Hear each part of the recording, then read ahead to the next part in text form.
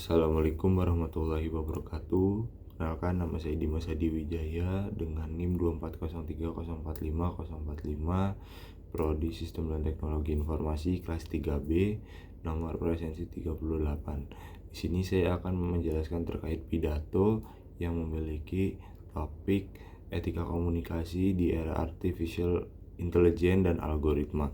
Judulnya menjaga hati di balik layar, integritas dan etika komunikasi di era kecerdasan buatan. Tujuan umumnya persuasif, tujuan khususnya meyakinkan audiens agar tetap mengedepankan empati dan kebenaran data meskipun menggunakan bantuan teknologi AI dalam berkomunikasi sehari-hari. Assalamualaikum warahmatullahi wabarakatuh. Salam sejahtera bagi kita semua. Salam, Om Swastiastu, Namo Buddhaya, dan salam kebajikan.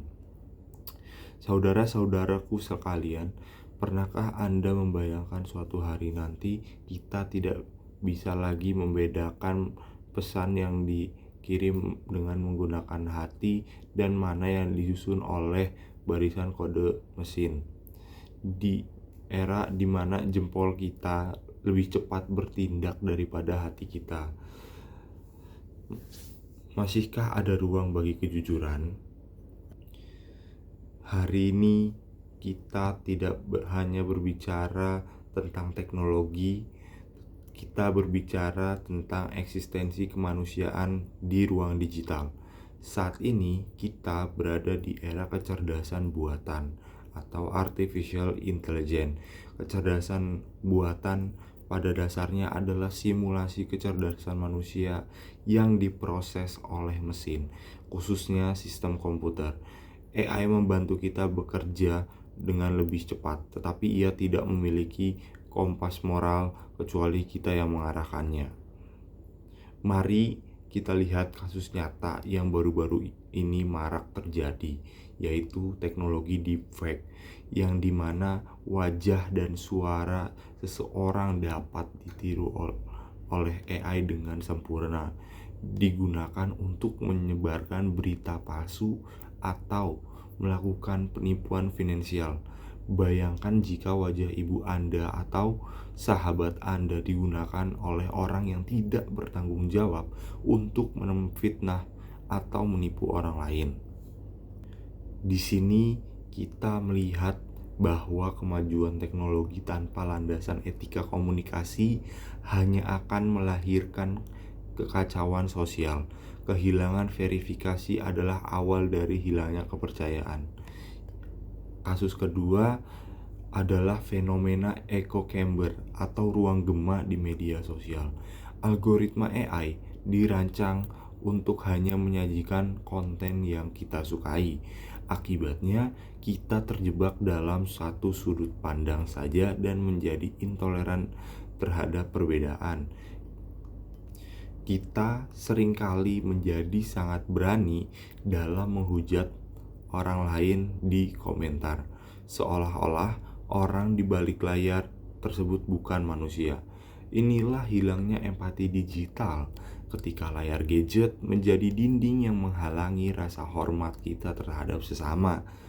Nah, menurut data dari We Are Social dan laporan Digital Civility Index, seringkali menempatkan netizen di wilayah tertentu pada tingkat kesopanan yang rendah. Perbedaan mendasar antara komunikasi manusia sejati dan komunikasi yang dimediasi mesin adalah pada jiwa dan konteks yang disampaikan. Mesin mungkin unggul dalam kecepatan, namun manusia adalah pemilik tunggal dari otoritas empati.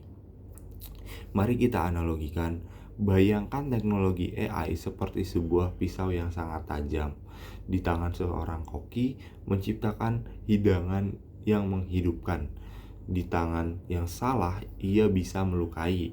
Teknologi adalah kanvas kosong, dan etika kita adalah warna yang akan menentukan masa depan, akan menjadi lukisan yang indah atau sekedar coretan tanpa makna. Berdasarkan Herman pada tahun 2022, kecerdasan buatan membentuk ulang bagaimana komunikasi melalui personalisasi massal untuk memenuhi kebutuhan komersial dan informasional. Meskipun memberikan manfaat berupa relevansi konten yang lebih tinggi, teknologi ini menghadirkan tantangan etika yang signifikan, termasuk masalah privacy, agensi, bias, transparansi, serta terciptanya fenomena filter bubbles dan echo chambers. Melalui analisis multi pemangku kepentingan, penulis menekankan perlunya pemahaman dasar tentang input, fungsi, dan hasil AI sebagai solusi.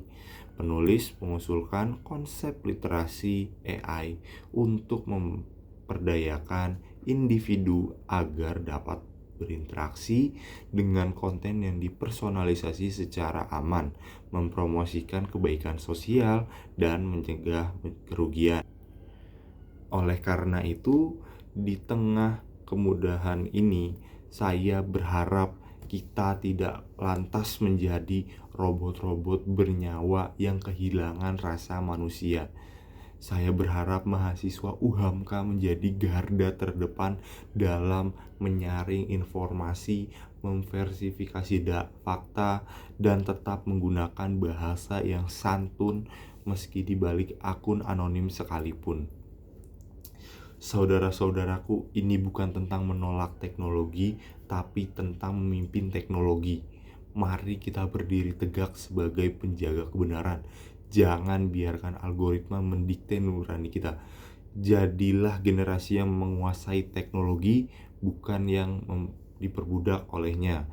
Karena pada akhirnya kualitas sebuah bangsa ditentukan oleh kualitas komunikasi yang beradab. Saya akan menggunakan cara penutup dengan kutipan quotes. Ujian sesungguhnya dari teknologi bukanlah apa yang bisa ia lakukan, tapi pada apa yang kita bisa lakukan saat menggunakannya. Tetaplah menjadi manusia yang berkomunikasi dengan hati meskipun dunia semakin dipenuhi oleh mesin. Terima kasih atas perhatian Anda. Wassalamualaikum warahmatullahi wabarakatuh.